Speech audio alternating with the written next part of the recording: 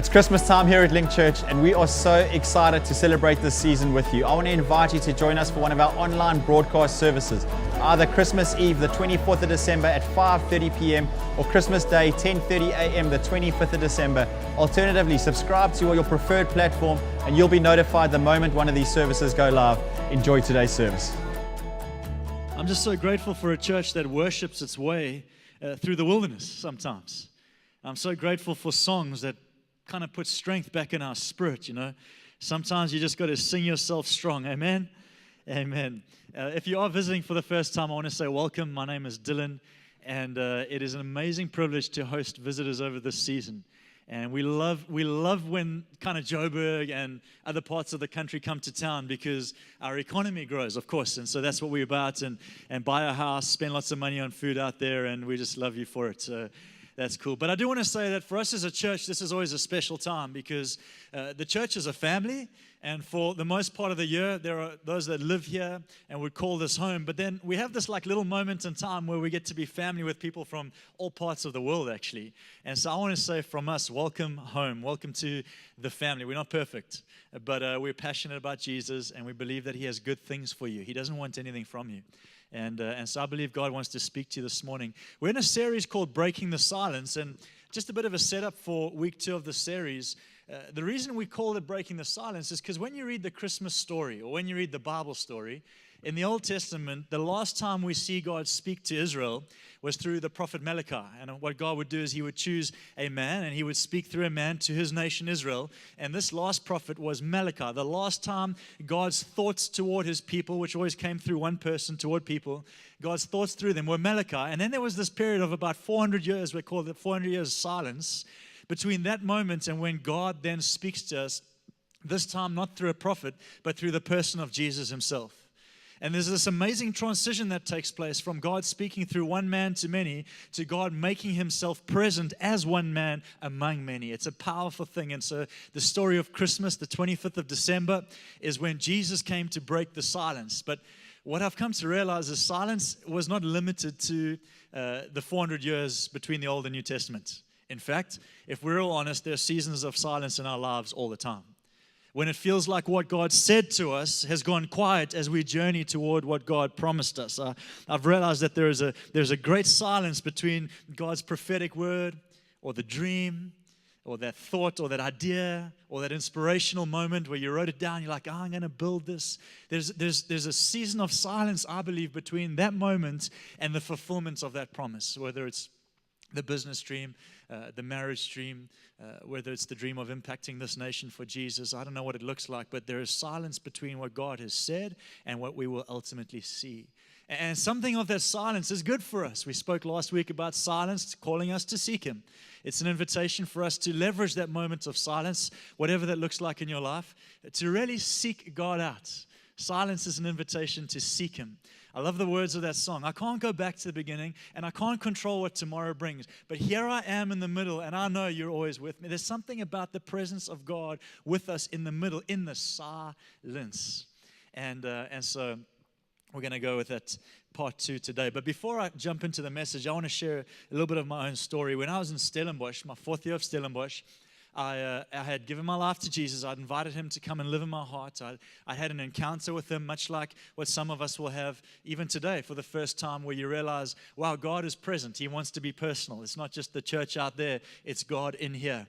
And I had that moment in Stellenbosch. And I was living with a few guys in the digs. And let's say that our belief systems weren't the same. Good guys, different belief system. And I was so excited.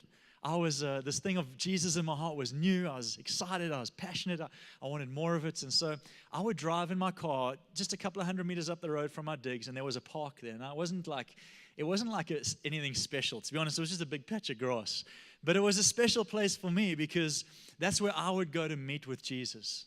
It's where I would kind of get out of the busyness of life and the disagreements of a digs and, the craziness of varsity. And I would go and sit in this park and I would do my windows down and I would open my big Bible and I would just read the red letter text. Like, Jesus, talk to me. Just talk to me. There's nothing like a young believer in the faith. I want to say, like, if you're new to this faith story and it doesn't all make sense, and there's some people that have been doing this for a long time and you're not sure why they do what they do. Don't worry, your young appetite for the things of God is what keeps people like me going. I get inspired by young faith, people that are new to the church, people that don't have it worked out, but they're hungry. Give me answers, Dill. Show me what Jesus had to say. Where does this lead me? There's something about this. Some of us can kind of get really blasé about what we have here. Isn't that right? This amazing building, this campus, this faith community of people that build us up and lead us forward and stir us on to greater things. It can become quite it's just another Sunday. And there's something about that young faith that it just knows the power of that Jesus encounter and just doesn't want to let go. Now, I didn't want to let go. And so I would go and find myself in this park where I would just eat up whatever Jesus had to say, for lack of a better. I just wanted more of his word in me. It was a special place. Now, I'm guessing that you all have a story, if not the same as mine, is similar. Maybe for you in that story right now, and this church is that park to you. You can't wait for Sundays. It's like, that's the place God speaks. It's where my heart is encouraged. It's where I feel like, man, it's going to be okay. Maybe this is that place for you.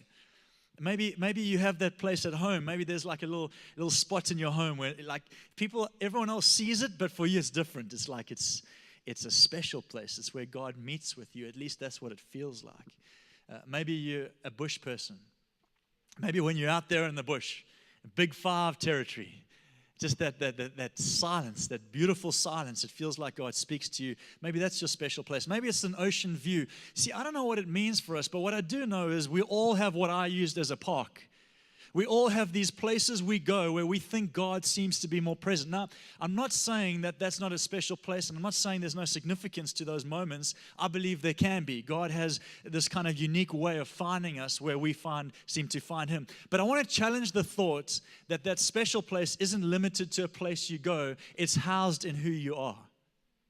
You see, because when I was young in my faith and when I was fresh in this walk with God, I got so excited for the park because I felt like that's the only place I get to truly. And then I realized as I grew older and older that I could be in a place of pain but still experience the park. I could be going through chaos in my relational spaces, or my finances could be under pressure, or could be battling with my faith walk, but I don't have to go to the park in Stellenbosch. Whenever I go there, I always go and visit it to remind myself of what God started in me. But what He started in me is still stirring in me. And my park has moved, and it's now mobile because I'm the park. I'm the house of God. I house His presence. I want to speak about Bethel, which means the house of God. And the title of my message is Back to Bethel. Back to Bethel. Now, I know the first time you said it, it sounded strange. Let's warm up again. Tap your neighbor and say, we're going back to Bethel today. Back to Bethel. You see, Jacob was on a journey between what God had called him from and what God had called him to, and he was in the middle. It wasn't perfect. In fact, it says he was tired, so he lay down, and the closest thing he got to comfort was a stone. I'm thinking that was quiet. I'm thinking if there was a silence, Jacob is experiencing it. Like, man, Jacob, listen, just so you know, Jacob wasn't the perfect guy by any means. Jacob deceived his brother Esau to get the birthright from his father. And so now Jacob was the one who was going to inherit everything that the father had worked for and everything that God had promised. That's how it worked, the firstborn. And he had been swapped out with Jacob. And so Jacob had deceived Esau. Esau wasn't excited about this. He wasn't happy about it. And so what Esau does is he threatens Jacob with his life. And Jacob is now running. In some ways, he's running from the very thing he's called to. He's on a pursuit of purpose. And now he's in the middle of it. I don't know about you, but sometimes it can feel like, man, God, you've started something and something stirred. I got scared. And I checked out and I found myself in no man's land between what you've called me to and what called me from and called me to, and he's in the middle. He's at this place called Luz, which he later names as Bethel, which will make sense in just a moment. And so I think it's quiet for Jacob. I think if there is a moment where the silence needs to be broken in his life, this is it. I don't think he's getting to this space going, this is the best day ever. God's not speaking. You know, I can't see tomorrow. I can't see even the next day. I can't feel the future. This is awesome.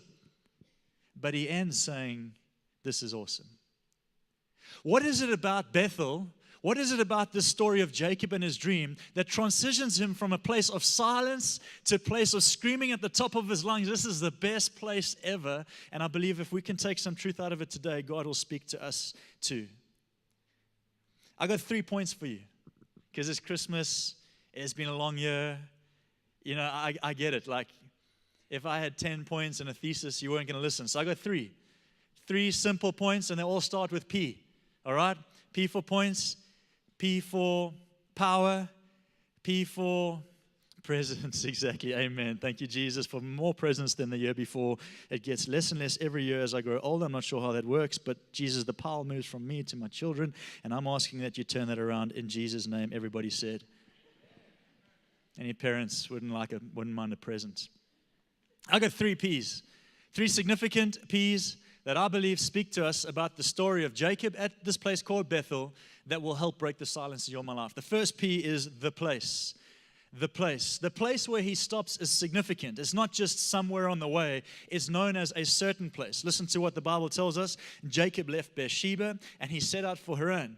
Now, interesting kind of side note here. Haran means parched. Some translations say it speaks of a mountainous region, which is to suggest that Haran is a place of great opposition.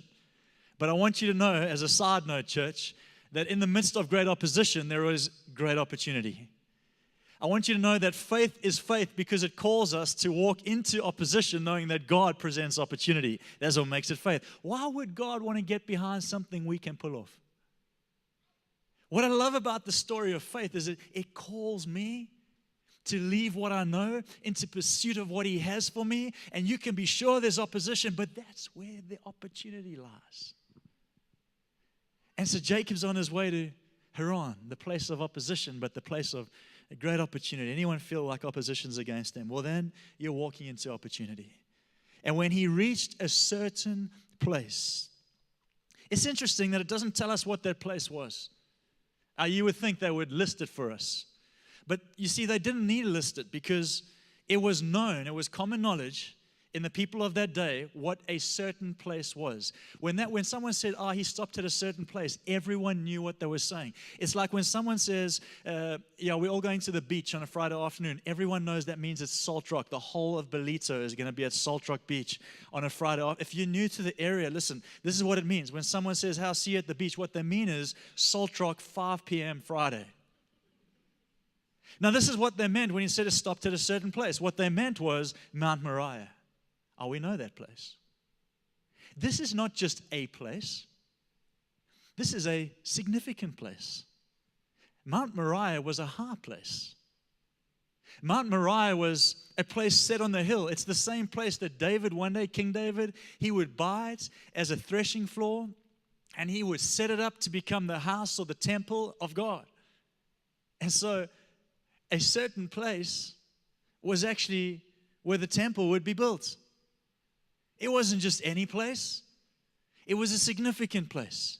It was a high place. It was a place of opportunity. It was a place where God's voice would be heard for His people through the temple. Listen, it was a place where burdens would be lifted and the blessing would fall. That was the temple. And Jacob stops at that place. You see, in the midst of our journey, friends, we need to remind ourselves to stop at the high place, to stop at the position of Mount Moriah where the temple would be built, where God's house would be established, where burdens would be lifted and blessings would fall. What's it talking about? It's talking about Jacob getting some perspective. If you're writing notes, write this down. Your position determines your perspective.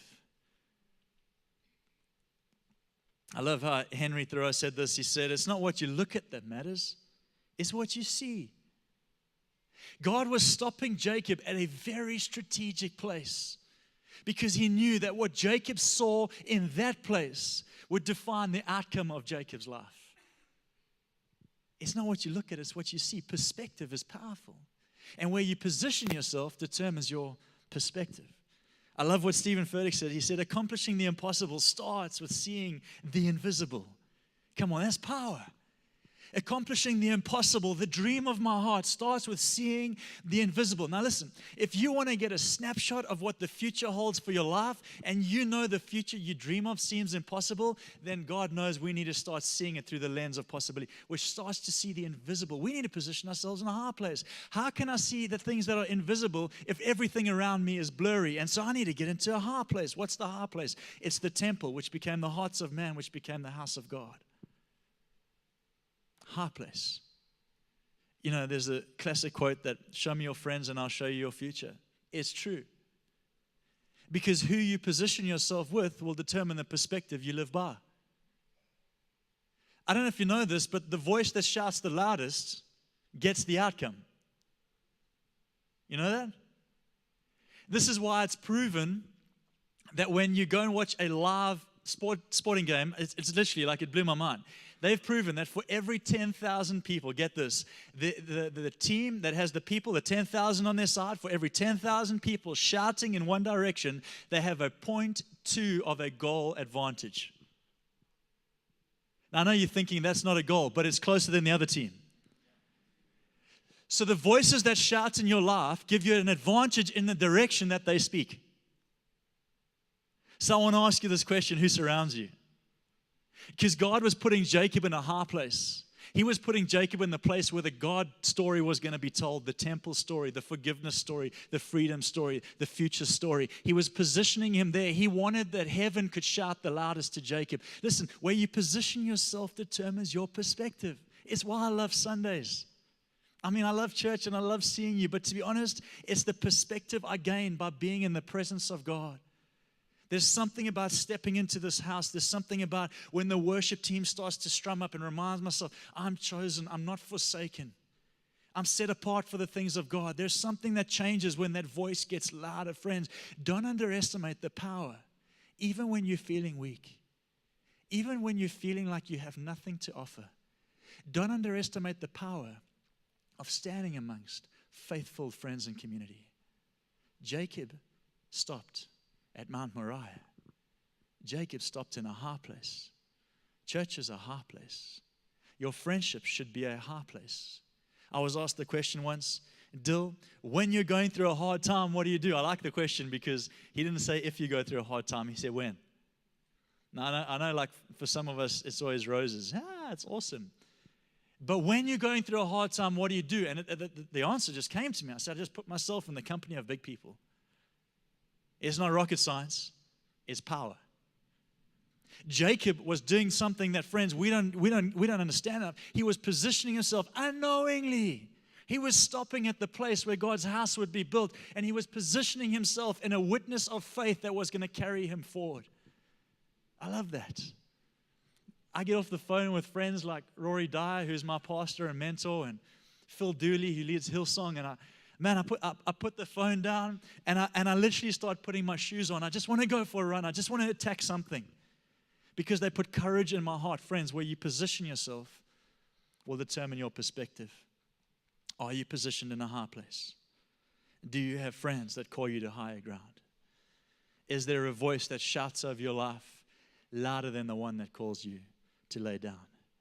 I love the statements. I forget who said it, but you cannot breathe in the air of anxiety and expect to live in an atmosphere of faith. You got to position yourself in faith-filled people. Jacob, friends, reached a certain place, but it wasn't just any place. It was a high place. It was a perspective of heaven here on earth. The place is important. The second thing I see in the story of Jacob is the pillow is important.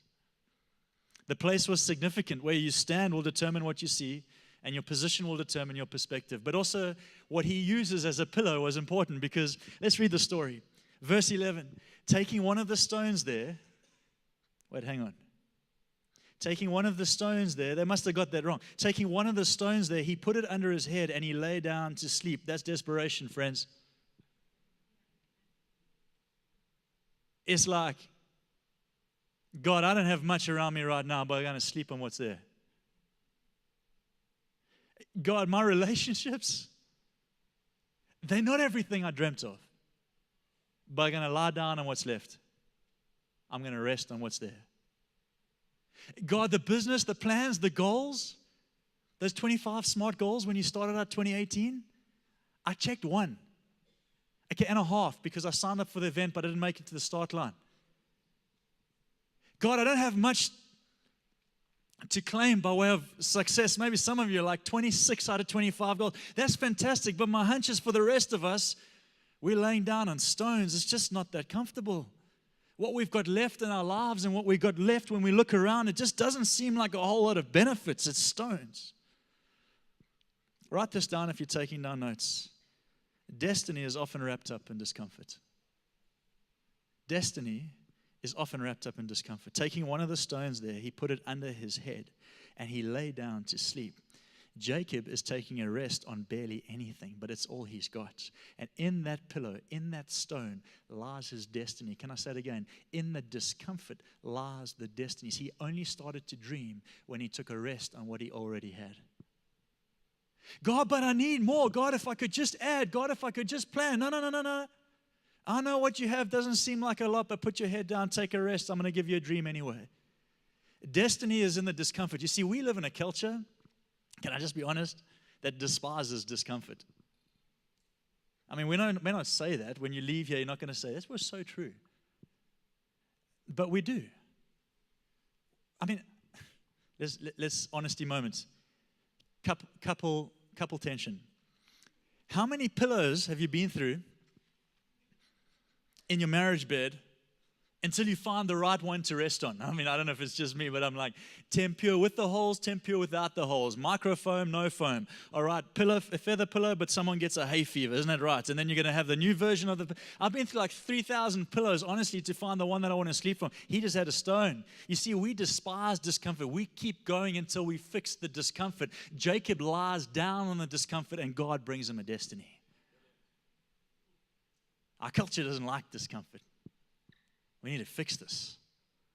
But listen to what happens in Jacob's story. Later on in the story, he falls asleep. Later on it says, when Jacob, verse 16, when he awoke from his sleep, he thought, surely the Lord is in this place. You mean the stone place? You mean the discomfort place? Surely the Lord is in my discomfort? Yes, Jacob. You see, destiny is often wrapped in discomfort. He says, surely he is here and I wasn't even aware of it. Surely God is in the pain of a relationship that was lost. And I wasn't aware of it. He was standing right there. Surely God was in the failure of a business, second, third, fourth attempt failure. God, where are you? All I got is a stone for a pillow. It doesn't feel good. I'm not feeling great about life. Surely the Lord was in that place. This is the power of Bethel, is that in discomfort is great opportunity for destiny. He was afraid, verse 17, he said, how awesome is this place? This is none other than the house of God. I don't know about you, but I wouldn't be claiming a stone pillow as a house of God. And he goes on to say, this is the gate of heaven. He's basically saying, this is the best day ever. And he's laying on a pillow of stone. I wonder how many of us have had the perspective change that Jacob had to see our discomforts really just the wrapping around our destiny. I wonder how many of us, Brian Houston said it like this, the healthiest souls are those that are pressing in, not pulling out. When life gets discomforting or uncomfortable, where's the eject? Where is that button? How do I get out of this? Or maybe it's not to get out of it. Maybe it's the strength you need to walk through it, because beyond the discomfort that Jacob went through was a destiny God was calling him to. You know, something really encouraged me a while ago. There's a story of a headmaster in Cape Town, private school in Cape Town, and they changed the way they marked papers. If you were used to getting 85 and above, this may not encourage you, but for me, this was beautiful. And so what they would do when they marked papers is they would put a tick next to the right answer, and then, as would be traditional, normally you would get a cross next to the wrong answer. You know, like, that's right, that's wrong. What this school started doing, I think is profound, is they would still put a tick against the right answer because right is right. But against the wrong answer, they would put an arrow pointing next. What they were saying is the answer may be wrong, but your story isn't over. And they started to encourage kids. You still got the wrong answer, but you get a second shot. There's another paper. There's another day. You see, what we think is like, when we get something wrong, we think it's all over. Isn't that the truth? God, I'm feeling a level of discomfort here. My life must be ending. Now, you all look at me like a devil eyes saying, no, I've never felt that before. That's not the truth. You know we've had those days. God, I made a bad decision. Oh, my word, am I ever going to make it out? God, me and my child, we had words. They went one way, I went the other way. It must be done. Friends, that's not what we hear about this. Jacob lies on the stone, the argument. Jacob lies on the failure, and he wakes up with a dream. I want to tell you there's some power in the pillow, but listen, here's the power. It says, he calls it the gate of heaven, and the next morning, verse 18, he takes the stone that he had placed under his head as a pillow, and he sets it up as a pillar. He pours oil on top of it. There's power in this moment. Jacob anoints a stone. Jacob claims a destiny over a dry stone. And guess what? It becomes a pillar in the house of God. You see, some of us look at the stones, the discomforts, and we want nothing to do with them. What Jacob does is he looks at the discomfort and he claims it as a pillar of God. There's some power in us reclaiming, repurposing stones, if you like. Hashtag, repurposing the stones. He takes a pillow, a rock, turns it into a pillow, and then he claims it as a pillow. I love how T.D. Jakes said it like this. He said, it is what you make of it.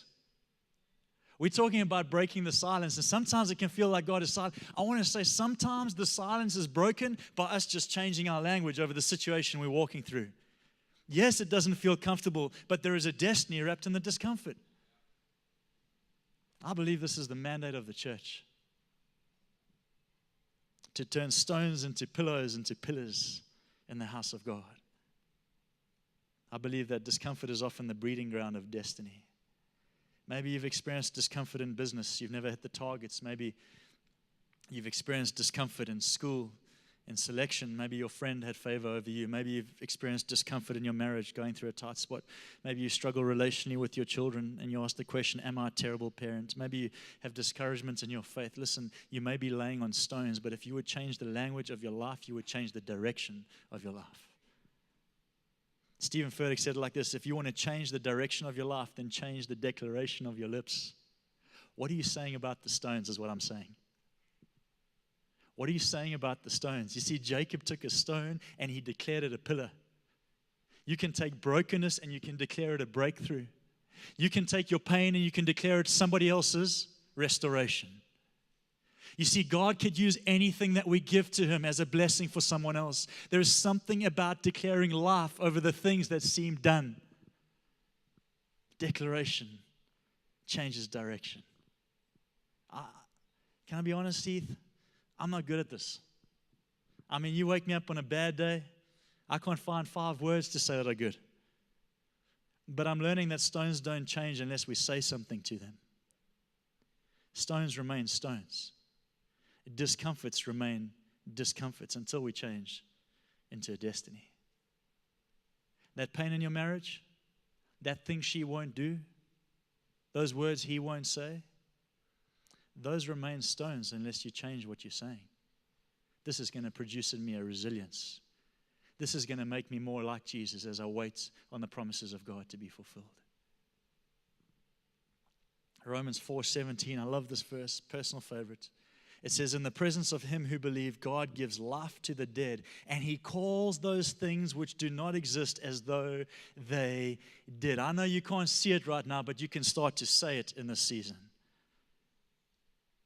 When we pray for people, I got a message now, Dubsy showed me, friends of ours whose son is going in for an operation tomorrow. He's got a brain tumor, and obviously doctors' hands need to be skilled to do this operation well. We got a message from him. He joined us online. I don't know if you're still watching, Brett, but we're praying for you until the operation's over, and we're praying till your son stands strong, because we're going to declare what we can't see as though it were. And he sent me a message. He said, thank you, Link Church, for standing with us in prayer. Listen, he's not even here, but we're standing him. Friends, this is what happens. You may not even see the outcome, but you can declare it in faith. I want to be that church. Yes, praise Jesus for 2 happy people. And so there's the place that we stop. Make sure it's a high place. If you're going to stop and lay your head to rest, make sure it's not in the company of critical people. It'll destroy you. Make sure it's in the house of faith, the company of giants, those who believe big things. Keep your perspective high. The place is important in breaking the silence. So is the pillow you lie on. And it ain't a pillow until you call it that. And so the declaration of your lips is powerful in the direction of your life. It breaks the silence.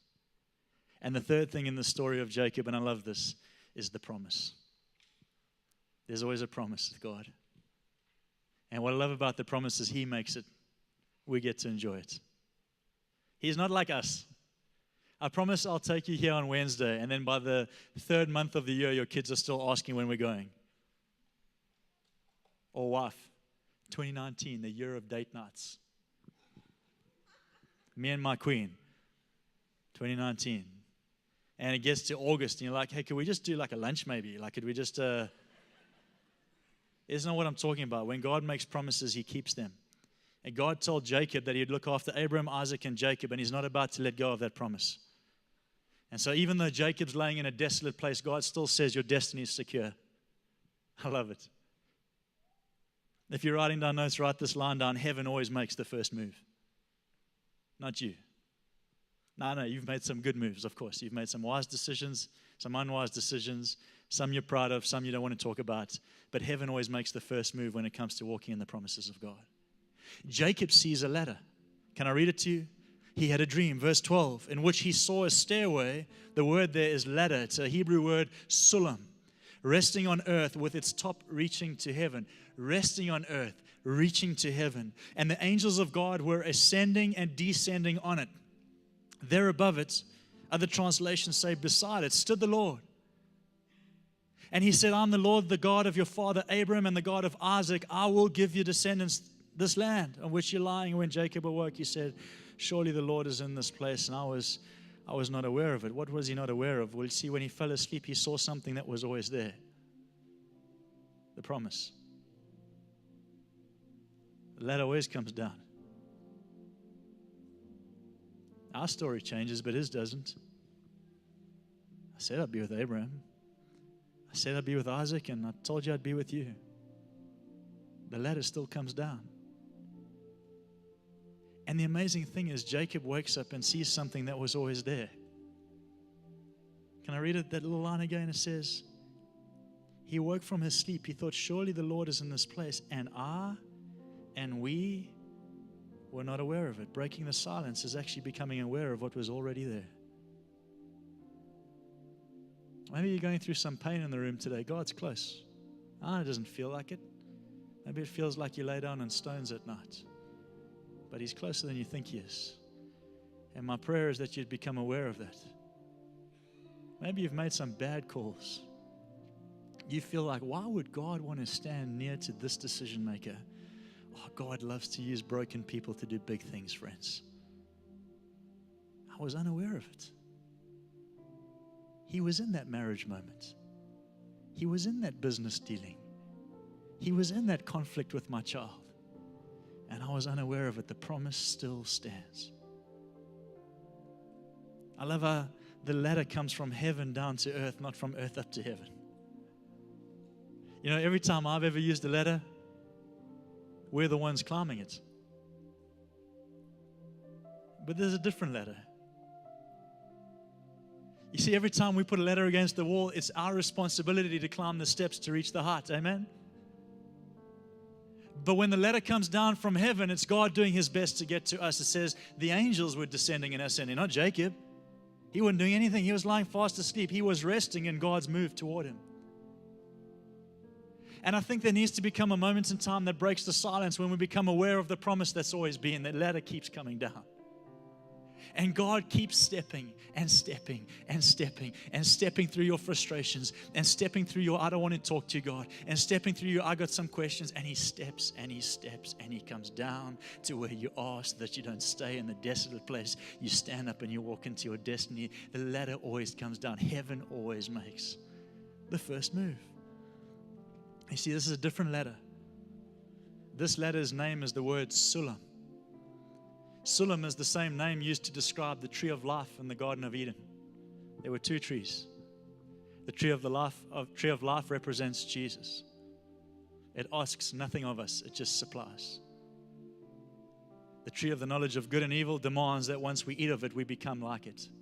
We need to behave in a certain way to achieve a certain result. The tree of life never says that. It just gives. It's always excess supply. Always excess supply. The letter we read here, Sulam, is the tree of life. It's Jesus. Always excess supply. It just gives. It just gives. It just gives. It gives when we've got nothing to give in return. It gives when we're frustrated. It gives when we're happy. It gives when we're sad. It just gives when we're stingy. It gives when we're generous. It excess in supply. And so Jacob stops at a high place, gets new perspective. He rests on a stone, and with the declaration of his lips, he transforms that stone into a pillar in the house of God. And then he sees the promise that's always there, that the ladder comes down to meet with me. I don't have to do anything to meet with it. I want to close with this verse in John 1, then I'm going to pray for us, and God's going to come and meet with us as he does every single week. John 1:14 says, "And the word became flesh." There's the breaking of the silence. God was not okay to speak from a distance through his prophets. He needed to get up close and personal through Jesus. And the word became flesh, and he dwelt among us. He's not shouting at you from a distance. He's not calling into something that he hasn't already walked through. He's standing right beside. He's walking you through it, and he will see you to the end. And we beheld his glory, the glory of the only begotten of the Father, full of grace and truth. You know, the song that our band led us in today, and are going to lead us in as we close, the guy who wrote it was asked, "What are you trying to say?" And he said, "Oh, that's simple. God's presence awaits our awareness." You see, Jacob's future was already taken care of. His destiny was secure, but his awareness of God in the moment, that needed some attention. And I wonder if in this moment today as we close, we can't ask God to open our eyes to see what's already there. Breaking the silence. Stand with me this morning. I want to pray. How do we break the silence still? Well, Jesus does this, but when we look at the story of Jacob, we break silence when we operate from a high place with men and women of faith. We break silence when we repurpose the stones and discomforts in our lives as pillars of destiny. We change the outcome of the opposition. And we break the silence when we remind ourselves that heaven always makes the first move, and God has been in this place all along. Now listen, I called this message Back to Bethel. But the story I just read was the first time he had ever been there. But it's not the last time that he goes there. A couple of years later, Jacob has wrestled with God, made some terrible decisions relationally, had some ups, had some downs. And in Genesis 35, he said, "Let us go back to Bethel." You see, the first time he goes to Bethel, he has this dream and he says, "Surely the Lord is in this place." The second time he goes to Bethel, let me read it to you. He sees something from a different perspective. He says, "Then come, let us go to Bethel. I'll build an altar. Who answered me in the day of my distress, the Lord, who has been with me wherever I've gone." I started off by telling you that the park was my favorite place. But the goal of this message is to make you realize that that park, that Bethel, that experience, it's here now. This is my favorite place. The Lord is in this place. He's not in this building. He's here. God, I thank you that as we stand in your presence, that ladder doesn't end at these walls. It continues on into our hearts. And it continues on into our pain, and it continues on into our discouragements, and it continues on into our disappointments, and it continues on into our lives' biggest questions. But it keeps coming down. And I thank you for the promise that Jacob realized, God. Yes, once he saw you in one place, but then he discovered that you were everywhere he went. So God, I pray that as your church leaves this morning, I pray that as they walk into their families, their children, their businesses, holiday seasons. I thank you, God, you are with them wherever they go. And the ladder, it extends down there too.